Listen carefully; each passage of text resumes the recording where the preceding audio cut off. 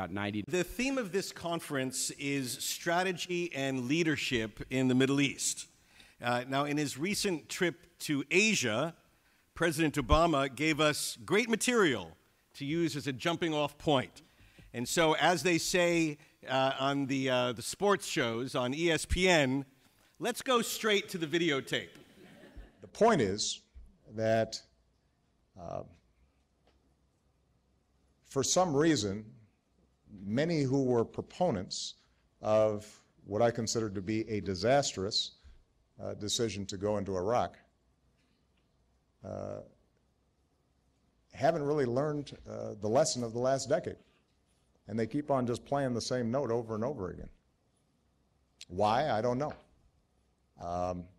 But my job as Commander-in-Chief is to look at what is it that is going to advance our security interests over the long term, to keep our military in reserve for where we absolutely need it. There are going to be times where there are disasters and difficulties and challenges all around the world, and not all of those are going to be immediately solvable by us. But we can continue to speak out clearly about what we believe, where we can make a difference using all the tools we've got in the toolkit. We should do so. And if there are occasions where targeted, clear actions can be taken that would make a difference, then we should take them. We don't do them because somebody sitting in an office in Washington or New York think it would look strong. That's not how we make foreign policy. And if you look at the results of what we've done over the last 5 years, it is fair to say that our alliances are stronger, our partnerships are stronger, and in the Asia-Pacific region, just to take one example, we are much better positioned to work with the peoples here on a whole range of issues of mutual interest. And that may not always be sexy. That may not always attract a lot of attention, and it doesn't make for good argument on Sunday morning shows. But it avoids errors. You hit singles, you hit doubles. Every once in a while, we may be able to hit a home run, but we steadily advance the interests of the American people and our partnership with folks around the world. Friends, reaction. Senator Kaine. Well, you know, American strength is, you have to look at it in sort of four spectrums: military strength, diplomatic strength, strength of our moral example, economic strength. And you have to balance all those areas of strength. I've been in the Senate for about 1.5 years, and here's the way I look at this now. We are trying to balance all those areas of strength. The one notable change, I think, in American policymaking right now, and I'll just use the experience of being on the Senate Foreign Relations Committee, we had to cast a vote about whether to use military force to punish Bashar al-Assad for use of chemical weapons against civilians. It was a very narrowly divided vote. I voted for use of military force in that circumstance and was proud to and would vote the same way again, but it was a 10-8 vote. If it had gone to the floor of the Senate, it might have passed, but it would have been very close. It would definitely have failed in the House, absolutely would have failed.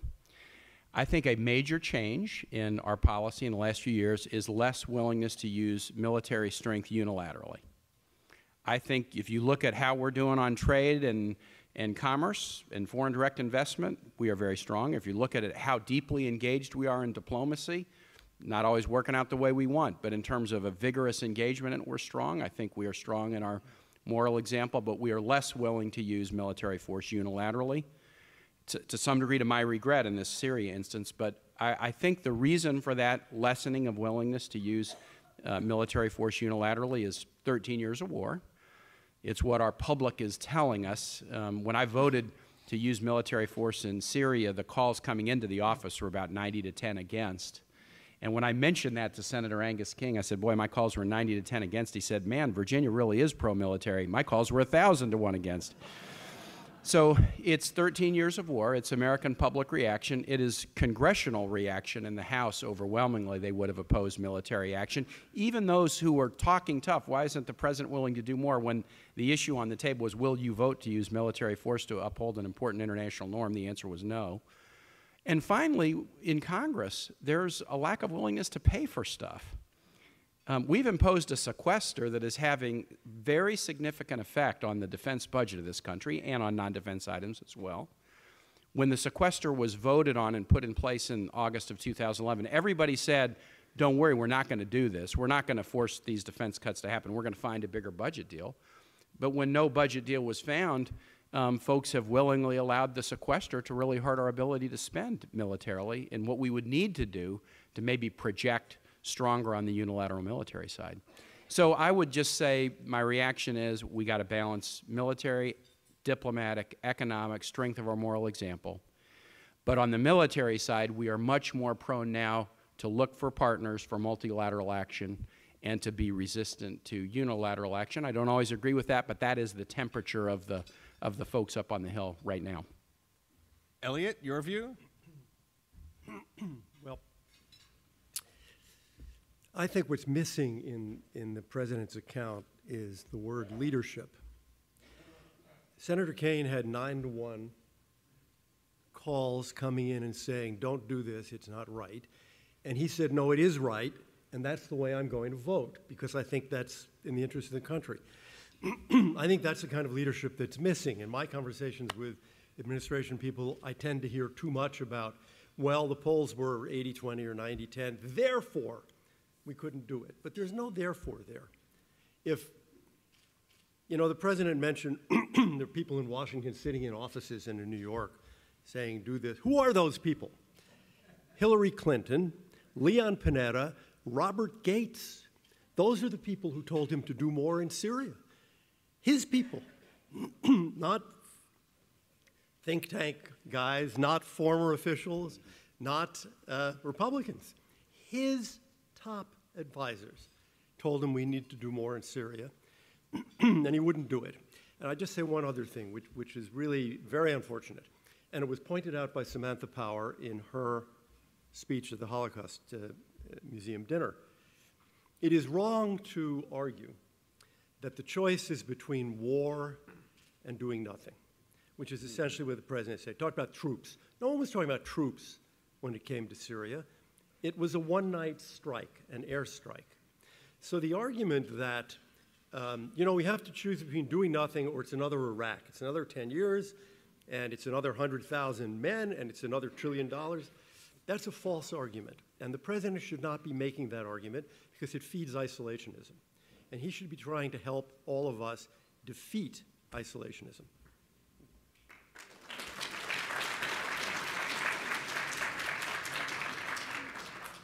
Jim, your view.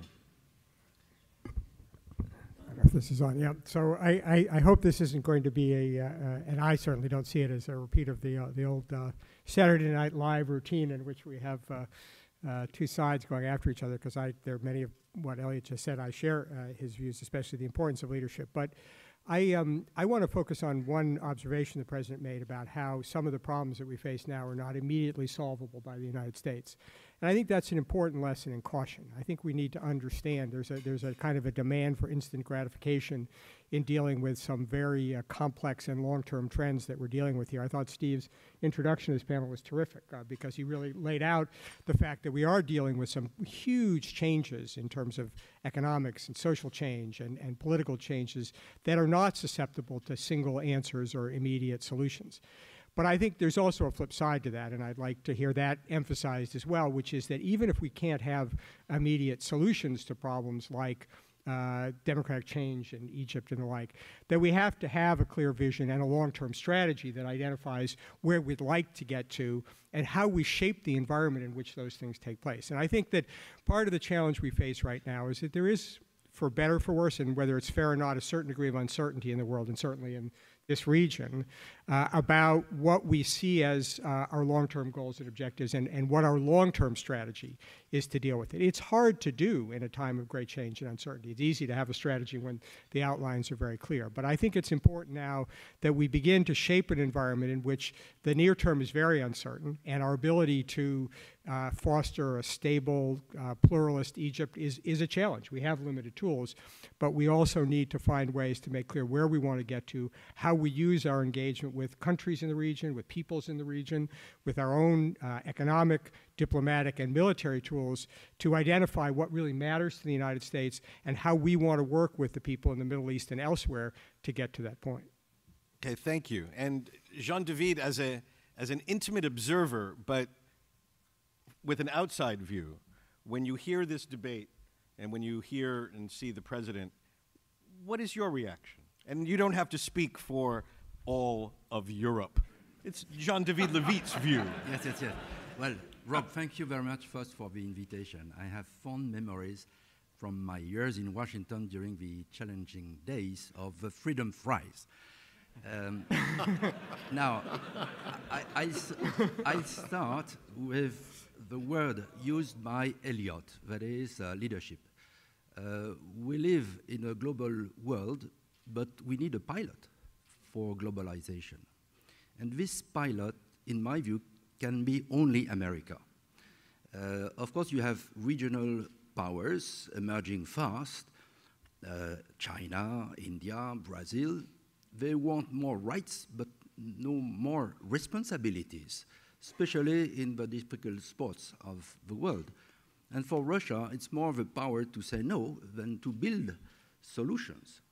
And so what is left is America. And if we don't have American leadership showing the way to solutions, then we are in a very difficult situation. Of course, as Jim said, we are in a new world, and you need, for each difficulty, to build a coalition of the willing. Leadership is not to act alone, is to act with your friends and allies. But let's take, for instance, the peace process between the Israeli and the Palestinians. America will be blamed either because you don't act or because you act and you don't succeed. But it's better to be blamed because you try, at least, to bring a solution. And so I'm very much in favor of an engaged America leading the way towards a better world. Okay, thank you. Thank you very much. All right. Now that we've gone beyond the general question about strategy and leadership, let's look at some of the specific items on the policy agenda. And let's begin with what I believe is fair to say is the top priority for the president in this part of the world, which is his pledge to prevent Iran from developing or acquiring a nuclear weapon. Sanctions backed by the threat of force were designed to convince Iran to come to the table. Iran has come to the table. We're nearing the critical moment of whether there is an agreement in the first 6 months of negotiations. So, gentlemen, what would a good deal, or at least an acceptable deal, look like? And what do you think the chances of that happening really are? Senator, I'll start with you, but we'll shift around the order a bit. Senator? Well, a good deal would have a couple of components. And the Senate, 82 of us have written a letter to the president saying, here's what we think the components are. And the president and his team should take this seriously, because any deal would have to, that involves the relaxation of congressionally mandated sanctions has to come back to Congress.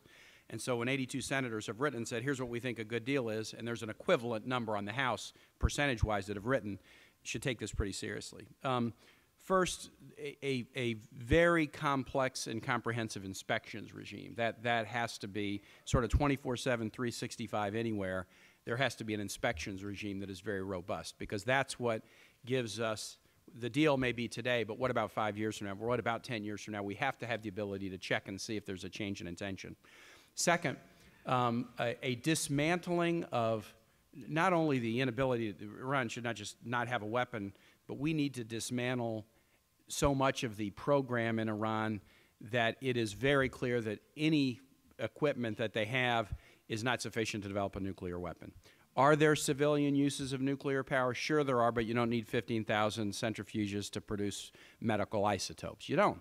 And so Iran, we need to hold them accountable to what they've said. There's a fatwa against nuclear weapons. We don't want to have a nuclear weapons program. Okay, we're going to hold you accountable for that.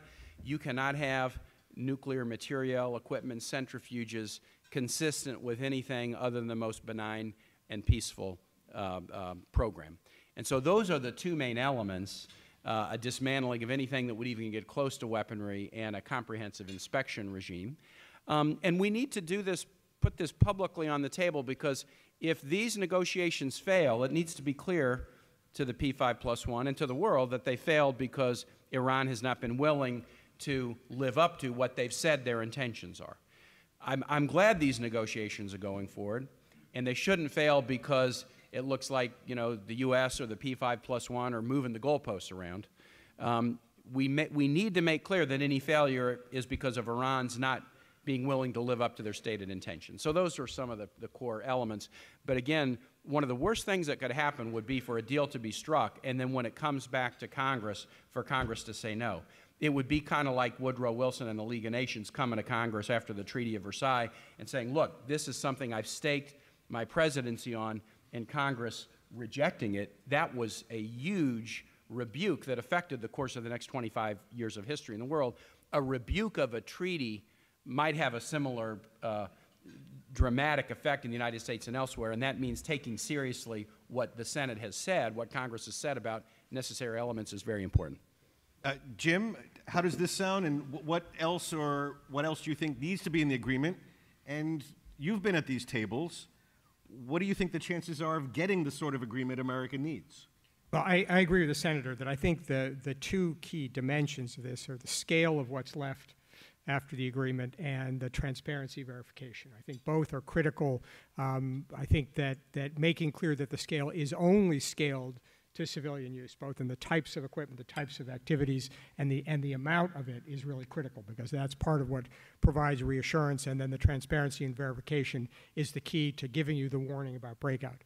But I think, Rob, the thing that I just like to emphasize here is that while the deal is important in itself, I mean, we want to stop the proliferation problem, at some point we've got to start to address the political problem that underlies this. You know, it's important that the P5+1 is doing this, but you know, the other people who care about this are the people in the region, Israel, the Arab neighbors, and at some point there needs to be a piece of this as we begin to move forward with negotiating and then implementing an agreement that gives some reassurance to Iran's neighbors about what Iran is about as well. And so I think we need to begin to think now about how we link this to a broader political process and political strategy that deals with part of the reason we're worried about Iran is not just capabilities, but intentions. What kind of vision does Iran have for its role in the region? Is it willing to work and live in peace with its neighbors despite the confessional differences? Is it prepared to be a non-dominant figure that's not trying to bully or coerce others? And that can't fully be addressed simply through the narrow definition of the nuclear negotiations. I mean, this is in fact an issue of some debate, is at what point should we enlarge the area of negotiations to look at Iran's broader regional behavior? You know, again, I think that the problem is that if we just look at capabilities, we're always going to be afraid of breakout, hidden programs and the like. And the time we're finally going to feel reassured, if ever, is when we have a sense that Iran's ambitions are not threatening to others. Jean-David, what do you think about that? Well, first of all, I think that this negotiation is a perfect illustration of my point. Here you have American leadership, but you have the partners in a coalition of a willing. And key partners, Russia, China, and 3 European countries, deeply involved and together really united to reach the goal that we share. Second, in terms of demands to Iran, I would add the Arak plutonium facility. Because if you don't do that, the moment you get fuel in this facility, you cannot destroy it and stop it anymore. Third, to answer your question, Rob, I would say my suspicion is that end of July, there will not be the final deal ready for signature. So you will get 6 more months. End of January, I suspect that you will not get the final deal that you demand. We don't know. And as Tom Donilon said yesterday night, we don't know because the answer is in Tehran. And in Tehran, we don't know what is in the mind of Khamenei and what is the relationship between Khamenei and Rouhani. So the question will be, end of January, what should we do? Probably not stop negotiation, because otherwise, what is left? A breakout towards the bomb, bombing Iran. So the strong push for a continued negotiation until the last day of President Obama will be there. Now, I come to Jim's remark. What is at stake here, it seems to me, goes well beyond the nuclear program of Iran, which is already a major preoccupation. What is at stake is how Iran sees its role in the world, in the region. And here you have a coalition of the willing of the key powers, which may have an impact in the internal debate in Tehran between Rouhani, who hopefully wants to engage and build a better relationship between Iran and the neighbors in the region, and Khamenei, who is supposed to say we need an enemy, America, to maintain the regime as it is. This debate probably is an open debate. So my recommendation at some point in time would be to expand the negotiation process to this very question. And by the way, there is a stalemate in Syria, and we know that this stalemate cannot be solved if you don't have a better coalition, a better understanding between the key regional powers, that is Saudi Arabia, Iran, and Turkey. So I'll stop at that. Okay, let me turn to Elliott. Jean-David went out on a limb and predicted no deal July, no deal January. Elliott, what's your prediction, and what do you think the implications of that will be? I think the administration is trying very hard to get an agreement now, because if you, they correctly believe that if you leave it for another 6 months and then another 6 months, you know, you're hostage to fate. No one knows what's going to happen in the Middle East and in the world. So I think they would very much like to get some kind of deal now, and they're trying very hard. The problem is, for all the reasons that have been stated, it's not, in my view, it's likely to be a bad deal, and that's going to create all sorts of problems. The first, as has been mentioned, for people in the region, because if we do a deal quickly now, it will not include anything else about Iran's behavior. In Syria, in Lebanon, in Bahrain, in Iraq, subversion, support for terrorism. So what I think certainly the Arabs in the region, the Gulf Arabs, worry about is that a deal, a nuclear deal, which ends or significantly reduces sanctions is going to make Iran richer, and it will have more resources to devote to the bad behavior in which it is now engaged. And then you have the Israelis who are going to be wondering, well, what is this deal? I agree with what's been said about a deal should significantly dismantle the program. They have 19,000 centrifuges. If they're going to have any, and obviously the best number is 0, that number has to come down by something like 90%. And Arak, the plutonium reactor, should be shut. And Fordo, actually, the underground site, should be shut. If we get a deal that says, well, Fordo, you know, they'll just be using it for R&D, and Arak, well, we have some scientific fixes, and the centrifuges, you know, they'll be under verification and inspection. Then you're not doing what the senator asked for, which is dismantling the program. You're relying on our intelligence and on inspections to be able to tell how close they are getting to a nuclear weapon. We have never been able to do that anywhere. We've always failed to do that, and I would just end by reminding you the Syrian nuclear reactor was 90% finished by the time the Israelis discovered it, and the CIA didn't even know it was there. So I'm just not so, I'm not so happy about trusting to fate. Senator, your view on whether you think the deal will happen by July, and on this issue of broadening the agenda, what do you think? I don't think it'll happen by July, and I think there will be a decision that we'll have to make. Look, I want to stay at the table. If we're at the table to negotiate the end of this existential threat, I want to stay at the table. The question is, what would we be willing to do if there's not a deal? And that's going to be the harder question for us. Broadening the debate, it's important. You know, in my travels in the region as a member of the Foreign Relations Committee, you know, I had an eye-opening experience that I'm sure everybody in this room already knew, but it was eye-opening for me. The Israeli concern about the Iranian weapons program is pretty straightforward. Our security, our existential security. The Gulf state nations' concerns about Iran are much more numerous.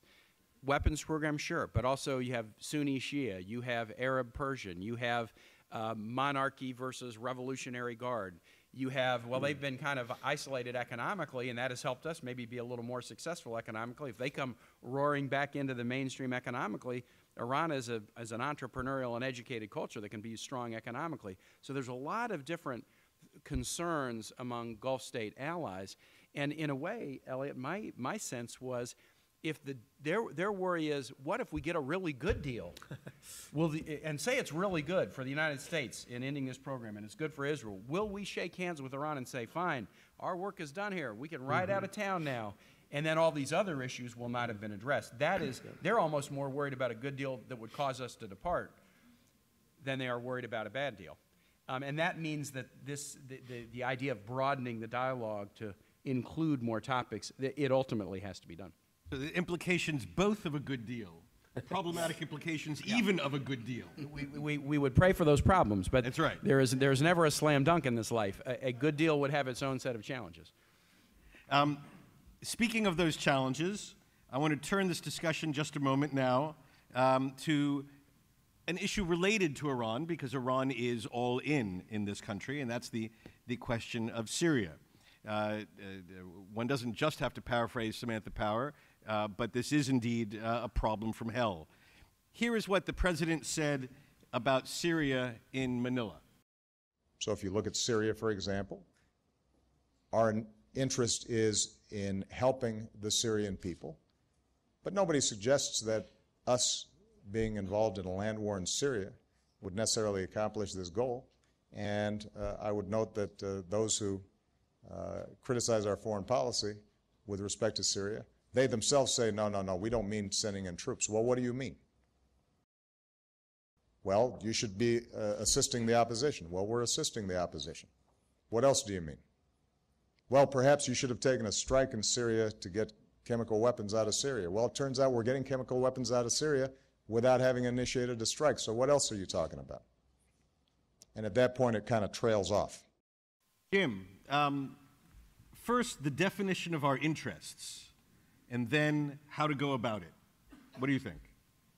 Well, there's been a lot of debate about Syria, and there have been different views, as I think widely known, even among some who formerly served in the administration. I mean, I think that we had reached a point in Syria where the issue of the continuation of the Assad regime in the face of what it had done, both regionally and to its own people, was one that did implicate direct interests of the United States. And that I think we made a correct decision that Assad should go, and that we should have pursued that as a part of our strategy.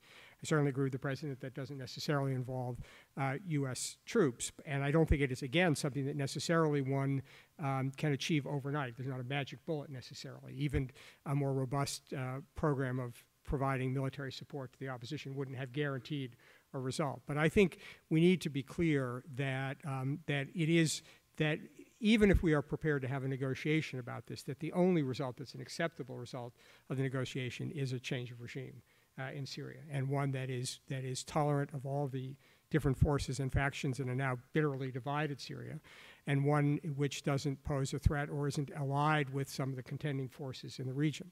So while I think we shouldn't rule out the diplomatic route, I think we can only succeed in that if we demonstrate both through word and deed that our commitment is to a new government, a new kind of regime in Syria, which I think is critical to long-term stability both within Syria and outside of Syria. Jean-David?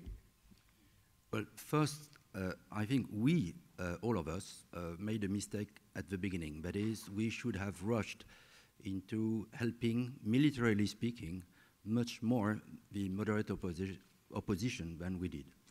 That was a mistake. Second mistake, when you have a red line and you are the leader, you have to act. And President Hollande was in a difficult situation because we were ready to strike. And of course, that was not the decision which was taken anyway.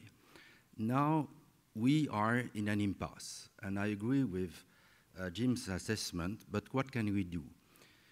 As we are in an impasse for probably months and months, I would recommend to organize in Geneva a discussion among those in favor of Assad and those against Assad about what should be not the ceasefire, but what should be the future of our own country. You need this discussion. It's today the Syrian Arab Republic. Arab, well, you have a Kurdish minority. Should you keep this word or not? Republic, what does it mean? Does it mean, like in Egypt with Morsi, that the winner takes all and the minorities have no say? Or do you want to guarantee to the minorities a role in the state, in the army, in the police, in the administration, and so on? And this discussion could pave the way to a political solution when the time will come. And second, as I said, at some moment we will need to have a positive involvement, not the negative involvement we have now, a positive involvement of the three regional key actors, two Sunni actors, Saudi Arabia and Turkey, and one Shia actor, Iran. Is it totally impossible? I don't think so. But here you need not only American leadership, but this coalition of the willing, which is now doing a fine job with the nuclear Iranian program. So, Senator, in his remark, the president referred only to a humanitarian interest in that one sentence. Other senior administration officials have actually laid out in some detail a strategic interest in Syria. When you and your colleagues look at this, what do you see? And how does that animate whatever willingness you think you and Congress has to support a more assertive action in Syria? Well, I definitely agree with those who say it's humanitarian, obviously, but there are definite strategic interests directly with respect to the security of the United States and our dear allies. And so that means the strategic interest is there. If it were up to me now, I mean, what I think we should do is we should take advantage of the fact that Russia had to quit blocking Security Council resolutions during the Winter Olympics. You know, for the one time in the UN and in the Security Council, the Winter Olympics, they had to kind of try to be good guys. And so they agreed to a modest, but for the first time they didn't block it, humanitarian resolution on February 22nd, calling for aggressive insertion of humanitarian aid to the 9 million people who need it. Now, the progress since then has been abysmal. But we have a UN Security Council resolution that says there should be aggressive delivery of aid, including cross-border aid. I think without going back to the UN, we should be part of an international coalition. The U.S. should lead it, but with others, to aggressively insert humanitarian aid into that country, into populations that need it. And if Assad or anybody else, ISIS, mess with us in trying to deliver humanitarian aid, then they should pay a cost. And that may change the calculus, but whether or not it changes the calculus, the aggressive delivery of humanitarian aid to people who need it is something that I think my colleagues could support, even those who were going to vote against military force. I think the American public could support. And if we saw the delivery of humanitarian aid in accord with the UN Security Council resolution being blocked by Bashar al-Assad or anybody else, I think we would then be right and supported to make anybody pay who tried to get in our way. I'm going to clap for that.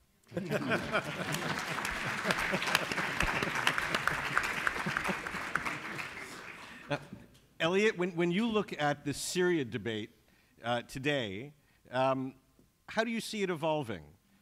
Do you see a tipping point at some point where the policy elite, on the one hand, and the general public may move into a more aggressive, assertive posture, or do you see this debate staying at the sort of low gear, where it's a humanitarian interest, but we're not going to raise it to a level of true action? I think there has been an evolution among what let's call foreign policy elites, your term.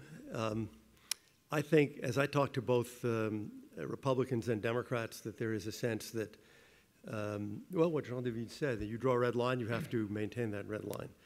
A sense that we made a mistake in not backing the rebels earlier, although again, who wanted to back the rebels sooner and more? Panetta, Gates, Clinton. They were shot down by the president. And the problem, I think, is not the foreign policy elite, which is, in my view, evolving in the right direction. It's the president. The president's not evolving at all. And you heard him in that brief statement, basically still saying, you know, people want to get us involved in a war. I'm against this. It's just, you want to send troops, and people say we should be helping the rebels. We're helping the rebels. That's a disingenuous comment. Come on. The top officials of this administration wanted to do more for the rebels. He said no. We sent people, in essence, out to fight. We said, you're fighting Assad, you're fighting jihadis. That's wonderful. Here are bandages. That's really an amoral or immoral position, I think, for us ever to take. Here are bandages. The gap between the American people, I would say, and the foreign policy elite is significant, because we all know what the polls show. How do you bridge that gap? Well, really only one way, leadership. I come back to that. I think the president could bridge the gap. I think that if the president did really what Senator Kaine is proposing, and then went out and made a few speeches to the American people and said, this is what we're doing for humanitarian and strategic reasons, I think he could persuade a lot of people to get behind it. But he isn't doing it. And as long as he isn't doing it, I see that gap remaining, and I do not expect a change in American policy. Rob, can I just add one more point? Because I think it's really important to be more explicit, perhaps, than I was first, about what some of the U.S. strategic interests are here. Because I think we have the worst of all worlds in Syria right now. In addition to the humanitarian disaster, which is tragic, as the senator has said, we have a situation in which, from a message to the region, the message is, you know, be brutal, crack down on your own people, and you'll succeed, because nobody's going to do anything about it. But second, in terms of the threats to the United States, the result is it's unlikely, in my judgment, that even if left alone, that Assad will conquer all of the country. So we now have these pockets of Syria that are controlled by our worst enemies, radical groups that threaten us, our friends, Israel, and others, and where Assad actually has very little incentive even to get that under control, because it's part of his narrative about why he needs to stay there. And yet the fear that we've had about sanctuaries, which we've been trying to deal with in other places, in other contexts, is now beginning to emerge in Syria. It's destabilizing the border with Turkey. It's causing problems with the Kurdish population. So I think it is important to be very explicit about the range of interests that are at stake here, and why letting this just fester is really very problematic from an American point of view as well as from the region. Just to put an exclamation point on that, it was only a couple of weeks ago that the Director of National Intelligence noted that for the first time in a long time, Al-Qaeda is not only back in Syria, and that it is now rightfully viewed as a threat to our homeland. And so, but one can imagine this evolving in a supremely ironic fashion, where the United States begins to take measures against Assad's enemies, namely the jihadists in Syria, as a protection for our homeland. And we could do it. The authorization for use of military force that was passed on September 14, 2001 would allow us to do it, would allow a president to do it without any action of Congress. But what a bizarre irony that would be, that an AUMF passed 13 years ago with no temporal limitation and no geographic limitation would actually be used in that way. That's a separate issue. I won't get on that soapbox now. Any idea how this ends? How does this end? I mean, I'll say the obvious and then let Lem fill in all the details, the smart ones. You have to change the equation enough to make people really want to sit down at a negotiating table and figure out what the end is. Syrian people, Syrian leadership. We were with the Syrian opposition yesterday. They're in, leaders are in, President Jabbar and others are in Washington, and we talked to them on the Foreign Relations Commission, and the Geneva efforts thus far have not been at all successful because the Assad regime kind of thinks they're winning, even though the percentage of territory they're controlling is getting smaller and smaller and smaller, but they're hunkered down in that territory. Unless you change the you have to change the equation so that people feel like they have an interest in ultimately discussing. I think the President and the administration are right. Secretary Kerry is right. This does not have a military solution. It only has a political solution. But military force and other elements, including this humanitarian aid thing, are the kinds of things that have to change the equation for the political settlement, political resolution to kind of mature and be ready for a solution. Elliott? I think that's quite right. I think I'm from Virginia. You can see the Virginians here are agreeing on everything. The diplomacy is not going to determine what happens on the ground. What happens on the ground is going to determine the diplomacy. From this point of view, I may disagree with Jean-David. I don't think Geneva will be useful unless and until it's clear that the United States is willing to make the investment to change the facts on the ground. And I think we can still do that. But I think we should realize that one of the things that may happen here, it's happened in other places, is that this terrible war could go on for years more. And Jim, a war like this that goes on as far as the eye can see, what are the knock-on effects that we will have to begin to deal with?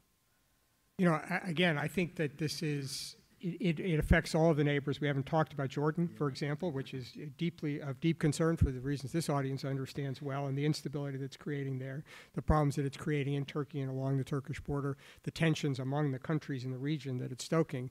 And so it both flows into Syria and flows out of Syria. And that's why I think that we are a bit, failing to see the broader stakes here, even though I think, the Senator has laid out the basic framework. That doesn't say it's easy to get here from there, but I think that we have not, I think you have to start from the premise, and that was my first observation, you have to start from the premise that you're serious about Assad going. And then you say, what are all the tools? Diplomatic, economic? I don't think we've exhausted the economic tools to put pressure on the regime. I think we had some strategy early on to try to separate the Sunni elites who have been supporting Assad in the past, but who might think about a future in which they could succeed without him, and how do you get past them? I think there's a range of tools that we know how to do, but you have to work backwards from the proposition that it's not a sufficient, but it's a necessary condition to have this current regime and current leadership to reach out to all of those elements within Syrian society that want to be part of a post-Assad world, and then to think about all the tools of pressure. Some of them military or military-related, some of them economic, some of them diplomatic, that makes it clear that the days are numbered, and that for everybody else who wants a future, because Assad will go, that they better jump ship now and get on a different ship to be part of that future rather than be part of the train that's going nowhere with Assad on it. Jean-David, the final word on this topic? Yeah, well, first about my debate with Elliott, I would say to get rid of Assad, first, you have to reassure the minorities, especially the Alawites, about their future without Assad. And that's why I think the debate about the institutions of Syria of tomorrow is so important. Second, I fear that the consequences of what's going on slowly is unraveling the borders of the Sykes-Picot Accord of 1916, that is, the borders of Syria, Lebanon, Iraq, and Jordan. Where you see the Kurdish part of Syria joining the Iraqi part, and a kind of Kurdish state slowly emerging. And of course, this is a big problem for Turkey. Second, you may say, well, Iran is very pleased. Well, not anymore if it unravels the existence of Iraq as a state, because today Iraq is under the control of the Shia. And now we see Fallujah and the Anbar province under more and more the control of Al-Qaeda, which is very bad news for the Iranians, and so on and so forth. And that's why I say the regional powers, at the end of the day, should understand that they have an interest in solving the problems. It sounds horrible, but I'm going to move to another topic because there's so much that I want to get these wise people to address, and I know that Senator Kaine needs to leave a few minutes early. So let me move to a different topic for a moment of special relevance for Senator Kaine's presence here. Arab Spring is not a term we hear too much anymore. We just had at the Institute last week Michael Morell, former CIA acting director, who went on the record and said, this isn't an Arab Spring, this is an Arab winter, and it's been horrible. And one of the implications is that he couldn't find many places where things are that much better than they were 4 years ago. Now, we're about to have an election in Egypt, which was the iconic setting of Tahrir Square, and it is very likely possibility, strong possibility, that 4 years after Mubarak, 3 years after Mubarak, a general will get elected president. Now, on the one hand, he's a far cry from the sort of Democrat we all hoped for. On the other hand, he's also a far cry from the Islamist that we got. So, Senator, what should be the American approach to this new change in Egypt? An open hand, continued American military and economic assistance, or a different approach? Why do I always have to be first on this? So first, in terms of examples, look at Tunisia. Pretty good example, some significant challenges, but they just embraced a very significant constitutional reform where the Islamist party in Tunisia embraced a constitution that protects the rights of women, religious freedom. There's a whole series of things. Now, it's not 80 million people like Egypt, but it is an example of some progress that I think is worthy of a U.S. investment and spotlight in terms of what they're doing. You can look at democratic reforms in Morocco, Jordan. There's positive reforms in Jordan in a number of ways. Anyway, so there are some examples. But on Egypt, I was in Egypt in February and talked to government and opposition and journalists and a lot of civil society, and it was very confusing. Everyone agreed the first Tahrir Square was a step toward democracy, and it was deeply split about the second Tahrir Square movement in the summer of 13. Was it an additional step to democracy, or was it a step back toward military anti-democracy? Highly complex. I think the decision to release the Apache helicopters to the government was a smart one. For those of you not following the details, we've withheld a lot of military aid basically after about July or August, after the imprisonment of journalists and a lot of unrest. We withheld a lot of military aid that had been pledged. I think the release of the Apaches was very smart because Egypt does need those Apaches, I believe, to fight against terrorists. There is a legitimate terrorism threat, and we need to support them in their counterterrorism efforts, and the Apaches will be used in that, and there isn't a likely malign use of the Apaches. Some of the other military aid could be used in a malign way. And so while this election process is taking place, and we all would expect that General al-Sisi will be victorious, we need to continue to have the dialogue about these remaining military assets, and likely during the course of a campaign, there's not going to be a big pledge about we will do X, Y, or Z, but hopefully shortly after a campaign, there will be commitments with respect to civil society, the imprisonment of journalists.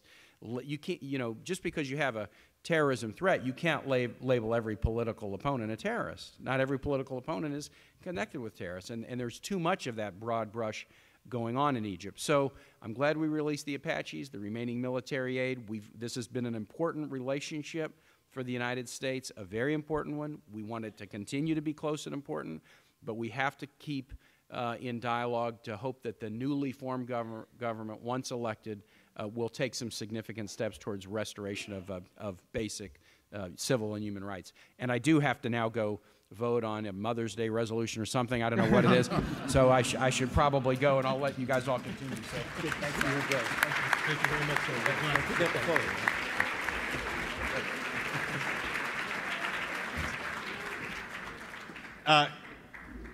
Elliott, are the Virginians going to agree on whether or not we should continue military aid to the new government in Egypt? I think that's a very difficult question. Bernard Lewis, the great historian, once said that there's two kinds of countries in the Middle East. There's countries where the people think that we oppose a dictatorial regime like Iran, and they love America. And there's countries where they think we support a dictatorial regime, and they hate us. And his example was Egypt. We spent too much time backing Hosni Mubarak under the theory that this would bring stability. But in the end, of course, it didn't. And then we were very nice to the SCAF. And then we were very nice to Mohamed Morsi. Why? Stability. I think we have to give General Sisi a chance. But if he decides to label, look, remember the election was 50-50, Morsi, Shafiq. If he decides to label the 20, 30, who knows, % of Egyptians who are against him as terrorists, if he continues to jail opponents and journalists, that's not a formula for stability. He's very unlikely, I think, to produce an economic miracle. In fact, in the period since the overthrow of Mubarak, the economic role of the army has expanded. It is possible to have an economic miracle under a military regime. I mean, it happened in South Korea, it happened in Chile, it happened in Taiwan. But in those cases, the army didn't own about a third or a half of the economy. So if, as a general, he opposes economic reforms, you're going to have a crummy economic situation and a repressive government that's not a formula for stability. I would like us to maintain a certain degree of distance. So I think the Apache decision was right. I think we need to talk to them about reducing and reconforming the military aid, because they don't need F-16s. Tom Lantos, I'll stop with this. The late Tom Lantos once said to me when I was testifying in favor of aid to Egypt years ago, Elliott, do you think that Egypt needs more tanks or more schools? I think we know the answer to that. Jim, dealing with change in Egypt was a huge issue when you were in the State Department as Deputy Secretary. How would you approach this next phase of change? Well, just to go back to some of our earlier history, New York and Virginia worked together to put the Bill of Rights into the Constitution. So New York wants to agree with our most recent Virginia thing, because I do think it's important to recognize that, I mean, first of all, I think we have very, very limited impact on the decisions that the Army is making and the military is making in Egypt right now. They're making their own existential calculations about how they see their interests, and whether we provide Apaches or don't provide Apaches or military equipment. I don't think that's going to have a big impact on the near-term decisions that they make. Now, that's bad in the sense that it means that our instinct to try to make what we want to happen is not going to happen. But I also think it does give us a bit of flexibility, because since we're not going to have an impact one way or the other in the short term, or much of an impact, I think we can play for the longer game here. And that's where I agree with Elliott, because I do think there is a longer game here. And with all due respect to Mike Morrell, who I have the greatest admiration for, this is a long-term game. I say this with some trepidation with Jean-David sitting next to me, but there's that famous warhorse about Zhou Enlai being asked what he thought about the French Revolution, and his response was, "It's too soon to say." And I think this is a long-term project here, that we have to understand that while we have to treat each country under its unique and individual circumstances, that the big game here is ultimately the engagement of these publics in these countries, because we won't get long-term stability without that. It is a process which will happen. Technology and the economics are all going to drive that eventually, and so we have to position us for this. And I think a number of the things that the military is doing in Egypt are absolutely unacceptable by any definition of how we define who we are as a people. And I don't think we can simply say, well, it's a difficult situation, it's complicated, et cetera. I mean, I think we need to be very clear about that, and I think we do have to be cautious about our engagement here. And I think we need to make clear that but we have to tell everyone, including the American people, that the fact that whether we go forward or withhold may not make a difference, but here's what we're playing for in the long run, and here's why we are working for this. And I think it goes back to the Senator's early point, which is why it's so important for us to work effectively with the countries that are taking the right steps, to say when you do it, the United States is there and helping, and we're behind you in Tunisia, in Morocco, in Jordan, and work in all of the countries of the region, in the Gulf as well, to begin to say, you know, here's the opportunity that comes as you make steps, not to assume or to count on the Egyptian military to take decisions, but simply say when countries do, the United States is there to be supportive. And just as a point of information, Jean-David, when you looked at the events of June 30th and July 4th, when the people of Egypt and then the military of Egypt overthrew Mohammed Morsi and the Muslim Brotherhood leadership in Egypt, was this a welcome development, or was this a troubling, problematic development? I have to ask whether it was a coup also. Yeah, well, the problem with revolutions is that first it takes time, as it was said, before the situation settles. For France, it was 100 years. So we are only at the beginning of these long processes. Second, some evolutions are, as it was said, very encouraging. Tunisia, but also Morocco, Jordan. We have to have a close look to what is going on in Libya, and we should do more to help the Libyan leadership for what is left of the leadership. Now, to answer your question,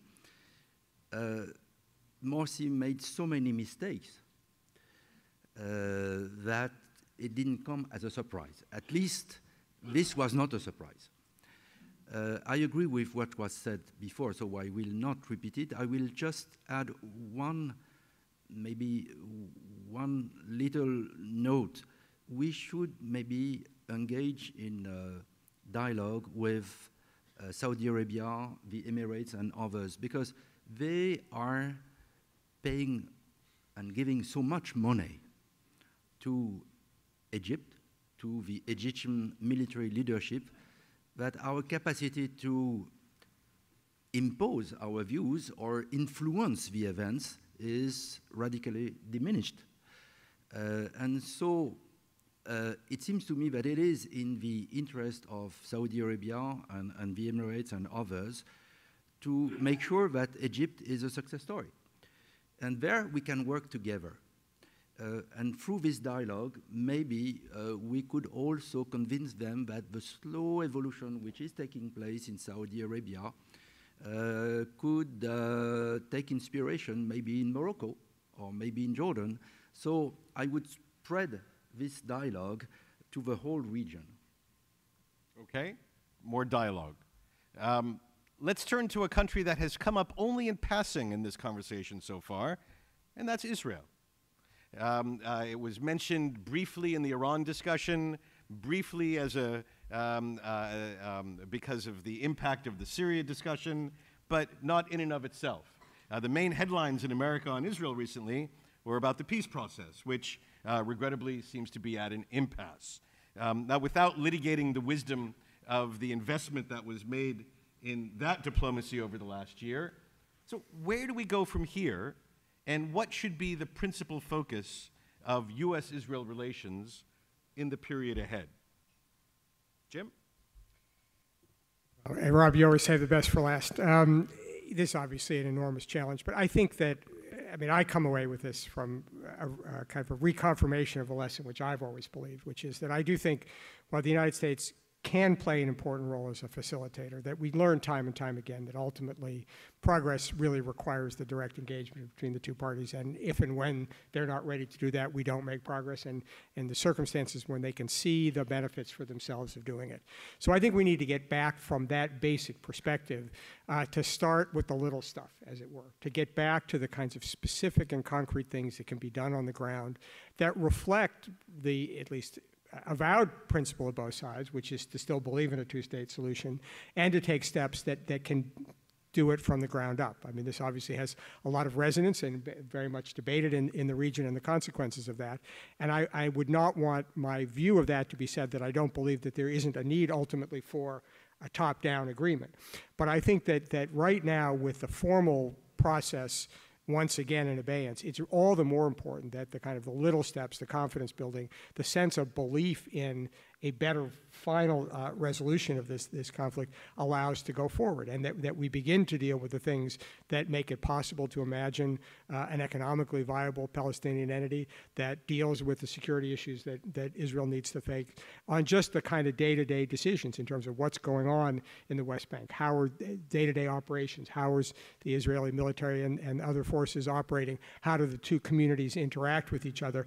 And to at least take steps now to not further exacerbate the sense of disappointment, distrust that comes out of when we reach this point of negotiations.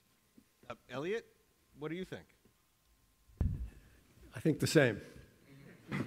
I think that if we've had 3 presidents in a row now of both parties who essentially went for the comprehensive agreement and concentrated mostly on getting that rather than the kind of ground-up improvement of which Jim speaks.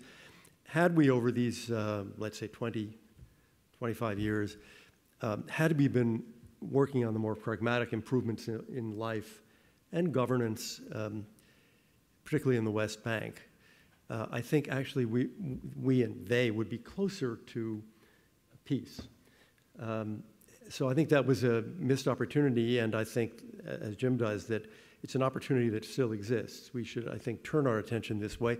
There has been some progress. Prime Minister Netanyahu has actually been quite interested in the question of improving the Palestinian or West Bank economy. There's a lot more, I think, that could be done there that would be beneficial. And as Jim says, it's not that you announce, okay, negotiations are over, forget that. It's rather where you dedicate more of your energy. So, Jean-David, how would you imagine the repercussions of impasse in diplomacy? How would that factor into French and more broadly European approach to Israel and this issue? Okay, well, first, I'm a great admirer of the efforts of Secretary Kerry. Really, it's amazing to see how dedicated, ambitious he was, and he was right. Second, I agree with what was said by Jim and Elliott. I would like to just add one idea. The Palestinians have decided once more to have a unity government between the Fatah and Hamas. And they have decided, they have announced that there would be elections. Well, let's take them at their word. And I understand that for the US, you have to suspend financial aid because that's the law.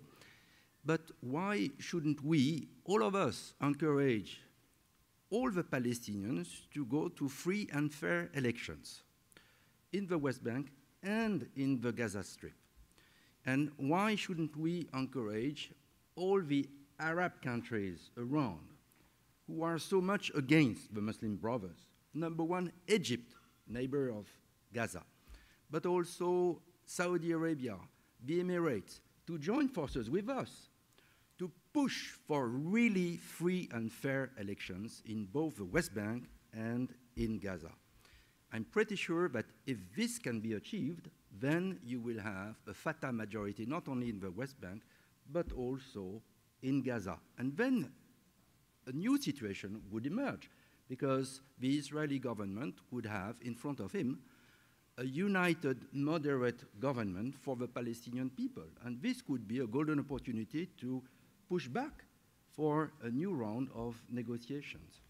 Can I just, it pains me slightly to not fully agree with my good friend Jean-David, but I worry about having elections in this context. I mean, it sounds, having just done a pay into democracy and what we should be believing in here, to not be full-throatedly enthusiastic. But the problem with free and fair in this context is, I mean, it could be easily technically free and fair in the sense that, you know, we would have observers and the like. But I worry in the shadow of the breakdown of the negotiations whether the thing would be about standing up for a position, you know, by goodness, we're going to show Israel, you know, that what we're all about. And I don't know whether it's possible to have, I mean, I believe deeply that your instinct is right, that the majority of the Palestinian people want a moderate government that can live with Israel and all that stuff. But in the right now, in the context of the current environment, I don't have the same confidence. And I think that the problem, and we've seen this in the past, and we had a lot of confidence what was going to happen the last time there was an election. It didn't turn out quite the way I think people hoped it would. So I think that we need to be at least sensitive to the fact that over the long term, of course, elections are something we absolutely should want, but we have to think about the context. Elliott? Terrorist groups should not be permitted to join in elections until they lay down their arms. This was a mistake that we in the Bush administration made in 2006. We had a theory that was ultimately evolved through the quartet that, Hamas could run, and then, of course, they would lose. So one does have to watch out for that. But then they would begin the process of laying down their arms. And, of course, they refused to do that. And it's very clear that they continue to refuse to do that. This is not just a matter of Hamas and Fatah and Israel. The IRA was permitted to join in the political process when it agreed to lay down its arms. We had this problem in Kosovo. We're going to have it in a lot of places around the world. It is not fair to allow one party in an election to be armed to the teeth. So I think they should have elections, maybe local elections first, parliamentary elections, but Hamas should not be permitted to participate in those elections as a violent terrorist group. Okay. Friends, we're coming near to the close of this discussion. So I want to ask our panelists one final question. You get the call. The president says, please come to the Oval Office, Jim, Jean-David, even Elliott. You're speaking about President Hollande, I assume. And he says, what's your best idea? You have a few minutes with the president. What do you tell him? Elliott, the most absurd example of this. Elliott.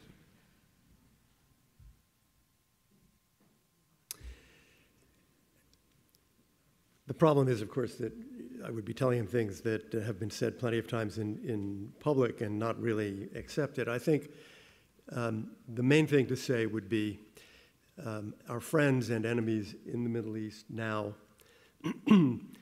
are not afraid of the United States and have no confidence on the positive side, no confidence in American power and the old American near hegemony in the Middle East. And my suggestion to him would be, probably in the context of Syria, you need to do something that confirms for friends and enemies, not just the power of the United States, I understand that, but your willingness to act, to use that power to protect American interests and American friends. Once you do that, many more doors will open. Okay. Jim, president calls. What do you say? I fear I'm sounding like a one-note Johnny in this, but I think that I would like to see the president in close consultation with key allies, especially France and the countries in the region, Turkey, Saudi Arabia, and others, to develop a strategy with an endpoint in Syria. Recognizing that, again, it won't happen overnight, but I think that in terms of restoring confidence and credibility, we need a common view. It's not something the United States can do alone. But I think everyone shares this sense about the cost of allowing this to fester. And I think we should say, here's what we're going for. Here's the endpoint that we're going to try to achieve. And here are all of us putting all of our tools on the table as a high priority for all of us to get to this point. And I think that very demonstration of resolve and intent, I think could help change the dynamic even within Syria itself. It's not enough by itself, but I think that's what people are looking for, is a sense that we have enough of a stake in this problem that we are going to drive it to conclusion. It may be a month, it may be a year, but this is the place we're going, this is where we want to end up, and all of us together, our European allies, our regional allies, are going to be part of this process that brings it home.